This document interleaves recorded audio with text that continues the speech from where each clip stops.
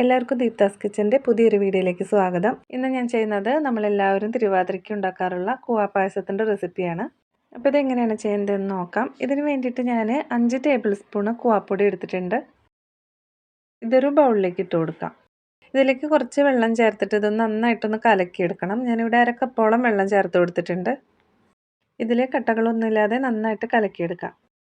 ഇതിപ്പോൾ നന്നായിട്ട് കലക്കിയെടുത്തിട്ടുണ്ട്. ഇനി ഇതൊന്ന് മാറ്റി വയ്ക്കാം.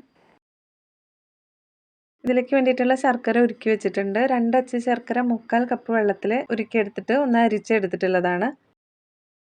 ഇനി കുറച്ച് കശുവണ്ടിയൊക്കെ ഒന്ന് വറുത്തെടുക്കണം. അതിന് വേണ്ടിയിട്ട് ഒരു പാൻ അടുപ്പത്ത് വെച്ചിട്ട് ഇതിലേക്ക് 1/2 ടേബിൾ സ്പൂൺ നെയ്യ് ഒഴിച്ചു കൊടുത്തിട്ടുണ്ട്. കാഷ്യൂസ് ഞാനിവിടെ ചെറിയ കഷ്ണങ്ങളാക്കി എടുത്തിട്ടുണ്ട്. ഇതിലേക്ക് ഇട്ട് കൊടുത്തിട്ടൊന്ന് വറുത്തെടുക്കാം.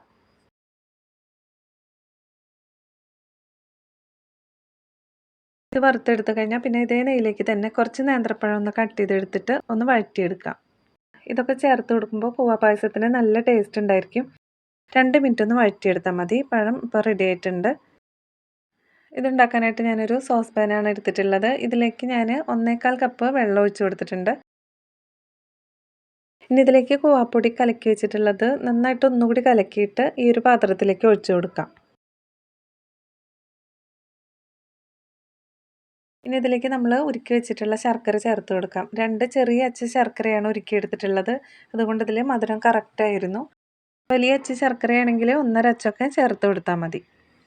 ഈ ശർക്കര ചേർത്തിട്ട് നന്നായിട്ടൊന്ന് മിക്സ് ചെയ്ത് കൊടുത്തു കഴിഞ്ഞാൽ പിന്നെ നമുക്കിതിലേക്ക് വഴറ്റി വെച്ചിട്ടുള്ള പഴം ചേർത്ത് കൊടുക്കാം. ആദ്യം ഇത് ഹൈ ഫ്ലെയിമിൽ വെച്ച് കൊടുക്കാം. പിന്നെ നന്നായിട്ട് ചൂടായി കഴിഞ്ഞാൽ പിന്നെ ഒരു മീഡിയം ഫ്ലെയിമിലേക്ക് മാറ്റണം. ഇനി ഇത് കൈയെടുക്കാതെ നന്നായിട്ട് ഇളക്കി കൊടുക്കണം. ഇത് പെട്ടെന്ന് തന്നെ കുറുകി വരും. ഏകദേശം 2 മിനിറ്റ് കഴിഞ്ഞിട്ടുണ്ട്. ഈ ഒരു പാകത്തിലാണ് വന്നിട്ടുള്ളത്. ചെറുതായിട്ടൊന്ന് കുറുകി വരാൻ തുടങ്ങിയിട്ടുണ്ട്. 2 മിനിറ്റ് കൂടി ഒന്ന് തിളച്ച് കിട്ടിയാൽ മതി. ഇനി ഇതിലേക്ക് നമ്മൾ നാളികേരം ചിരകിയത് ചേർത്ത് കൊടുക്കാം. നാളികേരം നിങ്ങളുടെ ഇഷ്ടത്തിനനുസരിച്ചിട്ട് ചേർത്ത് കൊടുത്താൽ മതി. ഞാനിവിടെ ഒരു 2.5 ടേബിൾ സ്പൂൺ ചേർക്കുന്നുണ്ട്. ഇനി ഇതിലേക്ക് ഏലക്കായുടെ ഫ്ലേവർ ഇഷ്ടമാണെങ്കിൽ അതും കൂടി ചേർത്ത് കൊടുക്കാം. നാളികേരം കൂടി ചേർത്ത് കൊടുത്താൽ പിന്നെ ഇതിൻ്റെ ഫ്ലെയിം ഓഫ് ചെയ്ത് കൊടുക്കാം. പിന്നെ അതിലേക്ക് വറുത്ത് വെച്ചിട്ടുള്ള അണ്ടിപ്പരിപ്പ് ചേർക്കാം.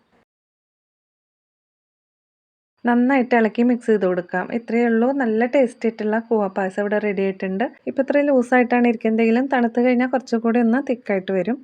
സാധാരണ നമ്മൾ നാളികേരം മാത്രം ചേർത്ത് തയ്യാറാക്കുന്നതിലും കുറച്ചുകൂടി ടേസ്റ്റിയാണ് ഈ ഒരു രീതിയിൽ തയ്യാറാക്കുമ്പോൾ.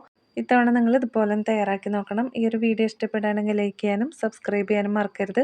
നിങ്ങളുടെ അഭിപ്രായങ്ങളൊക്കെ കമൻറ്റിലൂടെ അറിയിക്കുക. വീണ്ടും അടുത്തൊരു വീഡിയോ ആയിട്ട് കാണാം. താങ്ക്